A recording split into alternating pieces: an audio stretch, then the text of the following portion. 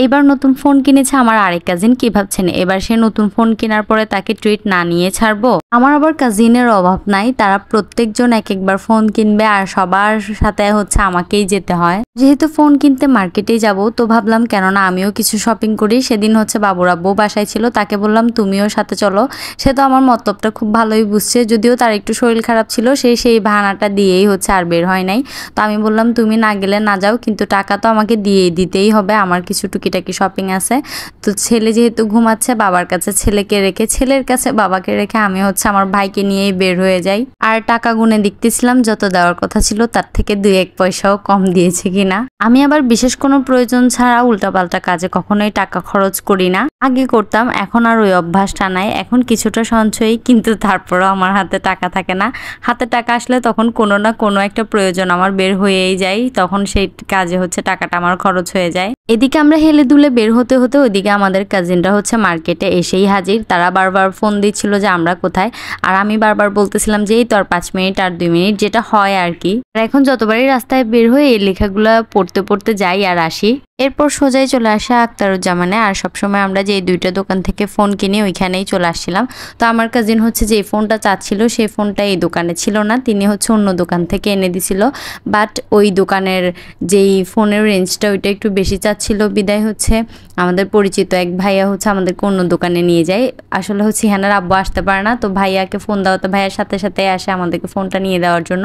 তো সেকেন্ড এই দোকান থেকে হচ্ছে আমরা ফোনটা নিই। যে আমার ফোনটা হচ্ছে যে দোকান থেকে নিয়েছিলাম ওই দোকান থেকেই হচ্ছে আমার কাজিনের ফোনটা নেই। আমরা হচ্ছে বিশেষ করে এই 2টা দোকান থেকেই সবসময় ফোন কিনি, যখন যে দোকান থেকে সুবিধা হয় এই আর কি। তো আমাদের ফোন কেনা প্রায় শেষ, এবার হচ্ছে ওর ফোনের অ্যাডাপ্টারটা কিনতে হবে। সেটা হচ্ছে ভাইয়া বলছিল ওই পরের দোকানটা থেকে, মানে ফার্স্টে যে দোকানটাতে গিয়েছিলাম ওই দোকানটা থেকেই নিয়ে নিতে। তো পরে হচ্ছে আমরা ওইখানে চলে যাই অ্যাডাপ্টার নেওয়ার জন্য। আর ওই দোকান থেকেই ফোনটা নেওয়া হতো। ভাইয়া বলতেছিল যে আগামীকাল আসেন, তাহলে আপনারা যে ফোনটা চাচ্ছেন সেটা পাবেন। কিন্তু আমার কাজিনরা হচ্ছে ওই দিন রাতেই ঢাকার উদ্দেশ্যে হচ্ছে যাইতো ওদের নানার বাড়িতে। তো ওইটার জন্য হচ্ছে ভাবলাম যে না থাক, আজকেই নিয়ে দেই। এরপর তো ফোন টোন সব কেনা শেষ। এরপর তারে বললাম যে তুমি কি ট্রিট দিয়ে যাবা নাকি ফোনটা রেখে দিব, ট্রিট দিয়ে হচ্ছে ফোনটা ছুটাই নিয়ে যাইও। তো ও বললো যে সমস্যা নাই, আমি হচ্ছে রিমনের সাথে একসাথেই ট্রিটটা দিয়ে দিব। ওই আমার আরেকটা কাজিন হচ্ছে ফোন নিয়েছিল, সে হচ্ছে এখনো ট্রিটটা বাকি রাখছে, সে বলছে দিবে। আসলে আমরাই সময় বের করতে পারতেছিলাম না, যার কারণে ট্রিটটা নিতেই পারতেছিলাম না। ও বলতেছিল যে আমাদের সময় হলে তখন ওকে জানাতে, ও হচ্ছে ট্রিটটা দিবে। তো সবাই মিলে ওর নতুন ফোনে হচ্ছে একটা ছবি তুলতেছিলাম, ও বলতেছে চলো একটা ছবি তুলি। তো এই আর কি, আমরা হচ্ছে ওকে বিদায় দিয়ে এরপরে আমাদের কাজে চলে আসি। আর আমি হচ্ছে কিছু হিজাব কিনেছিলাম, তো হিজাব কিনে যাওয়ার পথে হচ্ছে এই গাড়িটা আমার ভাইয়ের চোখে পড়ে। তো ভাগিনার জন্য হচ্ছে এই গাড়িটা নিচ্ছিল। তো সব কিছু কেনাকাটা শেষ করে যখন বের হই তখন মনে হলো যে অনেকদিন বাইরে কিছু খাওয়া হয় না একসাথে বসে। তো আমাদের ওইদিকে স্টার কাবাব ছিল, ওইটাতে গিয়ে বসি। আগে হচ্ছে এটা রিচ ছিল হোটেল, ওইটাতে হচ্ছে প্রায় সময় আমরা যখন জাম্বুরি পার্কে হাঁটতে যাইতাম সকালবেলা এক একজন হচ্ছে এক এক সপ্তাহে নাস্তা করাতো, তখন এই হোটেল রিচটাতে এসে বেশিরভাগ নাস্তা করাতো। এখন সেই রিচটা স্টার কাবাবে পরিণত হয়েছে। তো এটাতে কখনো আসা হয়নি, এই ফার্স্ট টাইম আসছি।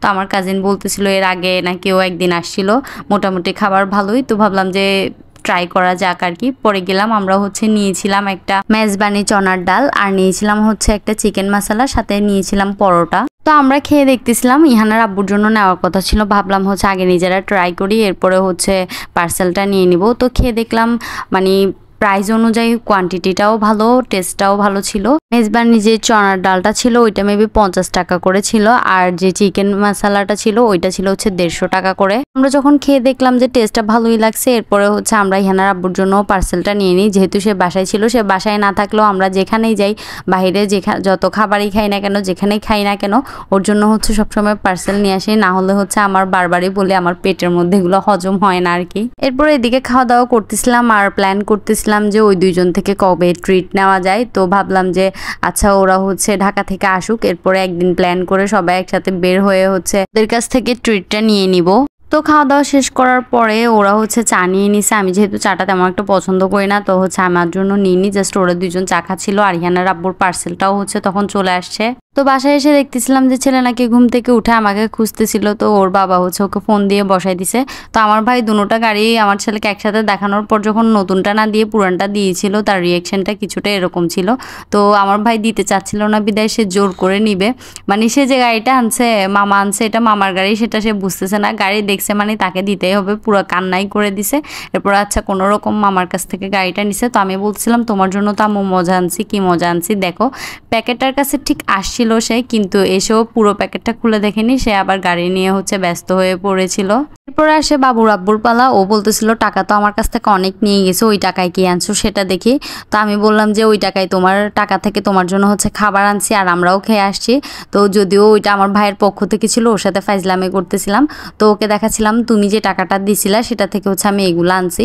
তো এক এক করে হচ্ছে সবগুলো হিসাব বের করতেছিলাম, আর ও দেখে বলতেছিল এতগুলো হিসাব, এতগুলো হিসাব, মানে ও বলতেছে এতগুলো হিসাব দিয়ে আবার মানুষ কি করে। আসলে যারা হিজাব ক্যারি করে তাদের কাছে এই কয়টা হিজাব কিছুই না। ওই দিন প্রায় হচ্ছে 8-9টার মতো হিজাব কিনি, আর সবগুলো যদিও আমার জন্য কিনি নাই, আমার জন্য জাস্ট 2টা হিজাব কিনছিলাম, আর এই হিজাবগুলো আমি অন্য কাজ আনছিলাম। তো ওইখানে হিজাবগুলো গুনে গুনে সব হাতে রাখতেছিল, দেখতেছিল গুনে আমি কয়টা হিজাব আনছি। এতগুলো হিসাব আমি কি জন্য আনছি বা এই হিসাবগুলো দিয়ে কি করব সেটা আপনাদের সাথে হচ্ছে নেক্সট ভিডিওতে আমি শেয়ার করব। আজকের মতো ভিডিওটা হচ্ছে এখানেই রাখবো। যদি ভালো লেগে থাকে অবশ্যই লাইক, কমেন্ট এবং শেয়ার করে দিবেন। পরবর্তী ভিডিওর জন্য পাশে থাকবেন। সবাই ভালো থাকবেন, সুস্থ থাকবেন। আল্লাহ হাফিজ।